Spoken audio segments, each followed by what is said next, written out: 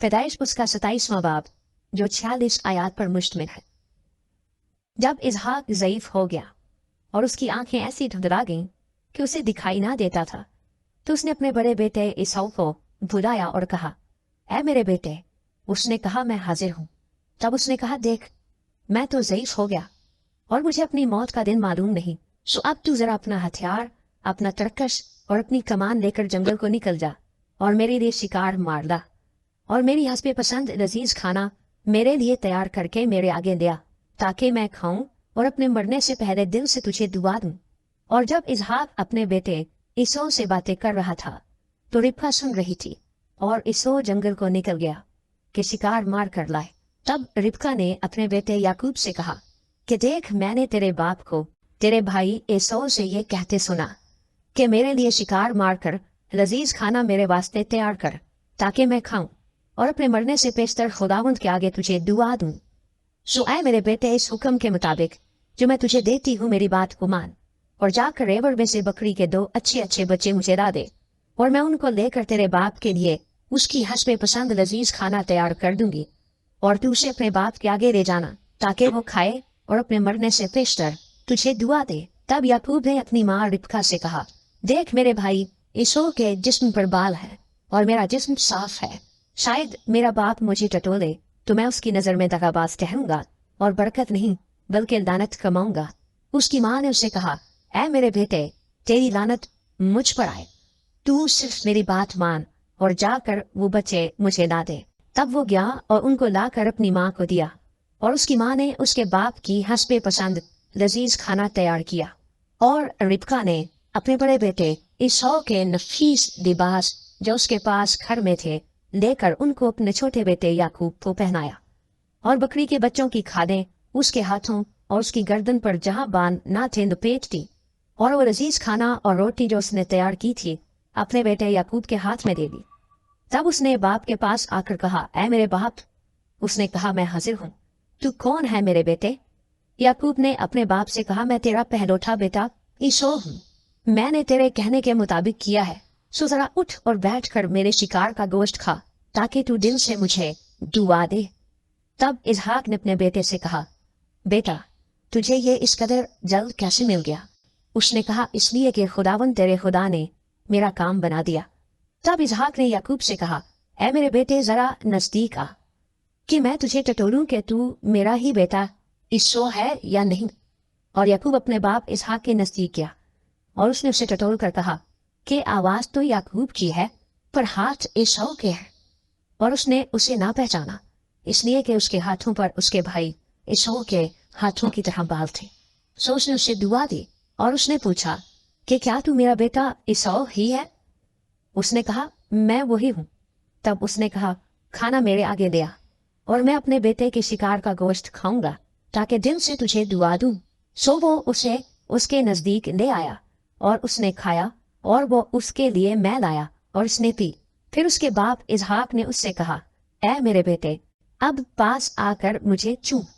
उसने पास जाकर उसे चूमा। तब उसने उसके लिबास की खुशबू पाई और उसे दुआ देकर कहा, देखो मेरे बेटे की महक उस खेत की महक की मानिंद है जिसे खुदावंद ने बरकत दी हो। खुदा आसमान की औस और जमीन की फरबही और बहुत सा इनाज और मैं तुझे बख्शे। कौमें तेरी खिदमत करें और कबीले तेरे सामने झुके। तू अपने भाइयों का सरदार हो और तेरी माँ के बेटे तेरे आगे झुके। जो तुझ पर लानत करे वो खुद लानती हो, और जो तुझे दुआ दे वो बरकत पाए। जब इसहाक याकूब को दुआ दे चुका और याकूब अपने बाप इसहाक के पास से निकला ही था कि उसका भाई ईसो अपने शिकार से लौटा। वो भी लजीज खाना पकाकर अपने बाप के पास लाया, और उसने अपने बाप से कहा, मेरा बाप उठकर अपने बेटे के शिकार का गोश्त खाए, ताकि दिन से मुझे दुआ दे। उसके बाप इसहाक ने उससे पूछा कि तू कौन है? उसने कहा, मैं तेरा पहलौठा बेटा ईसो हूँ। तब तो इसहाक बशिद्दत कांपने लगा, और उसने कहा, फिर वो कौन था जो शिकार मारकर मेरे पास ले आया, और मैंने तेरे आने से पहले सब में से थोड़ा थोड़ा खाया और उसे दुआ दी, और मुबारक भी वही होगा। ईसो अपने बाप की बातें सुनते ही बड़ी बुलंद और हसरतनाक आवाज से चिल्ला उठा और अपने बाप से कहा, मुझको भी दुआ दे, ऐ मेरे बाप मुझको भी। उसने कहा, तेरा भाई जहाज से आया और तेरी बरकत ले गया। तब उसने कहा, क्या उसका नाम याकूब ठीक नहीं रखा गया, क्योंकि उसने दोबारा मुझे अड़ंगा मारा। उसने मेरा पहलोठे का हक तो ले ही लिया था, और देख अब वो मेरी बरकत भी ले गया। फिर उसने कहा, क्या तूने मेरे लिए कोई बरकत नहीं रख छोड़ी है? इसहाक ने ईसाऊ को जवाब दिया, ये देख मैंने उसे तेरा सरदार ठहराया और उसके सब भाइयों को उसके सुपुर्द किया कि खादिम हूँ, और अनाज और मैं उसकी परवरिश के लिए बनाई। अब ऐ मेरे बेटे, तेरे लिए मैं क्या करूं? तब ईसाऊ ने अपने बाप से कहा, क्या तेरे पास एक ही बरकत है?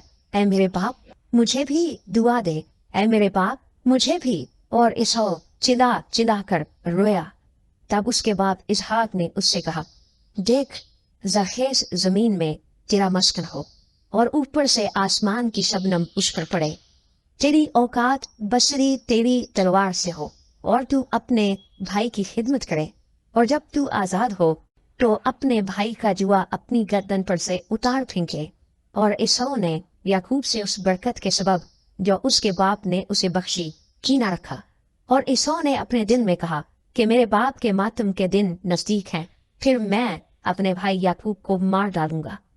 और रिबका को उसके बड़े बेटे ईसाऊ की ये बातें बताई गईं। तब उसने अपने छोटे बेटे याकूब को बुलवाकर उससे कहा कि देख तेरा भाई ईसाऊ तुझे मार डालने पर है, और यही सोच सोच कर अपने को तसल्ली दे रहा है। सो ऐ मेरे बेटे, तू मेरी बात मान और उठकर हारान को मेरे भाई लाबन के पास भाग जा, और थोड़े दिन उसके साथ रह, जब तक कि तेरे भाई की खफकी उतर ना जाए, यानी जब तक तेरे भाई का कहर तेरी तरफ से ठंडा ना हो और वो उस बात को जो तूने उससे की है भूल ना जाए, तब मैं तुझे वहां से बुलवा भेजूंगी। मैं एक ही दिन में तुम दोनों को क्यों खो बैठूं? और रिबका ने इसहाक से कहा, मैं हित्ती लड़कियों के सबब से अपनी जिंदगी से तंग हूँ।